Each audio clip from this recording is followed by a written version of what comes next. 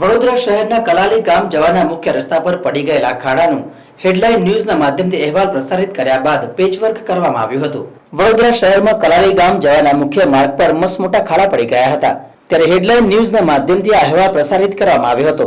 ત્યારથી તંત્ર કલાલી ગામના મુખ્ય માર્ગ પર પેચવર્ક કરતું નજરે પડ્યું હતું. રોડ રસ્તાની હાલત કફોડી બની ગઈ હતી. ત્યારે હેડલાઇન ન્યૂઝના માધ્યમથી અહેવાલ પ્રસારિત કરાયા હતા. ત્યારબાદ તંત્ર જાગે છે.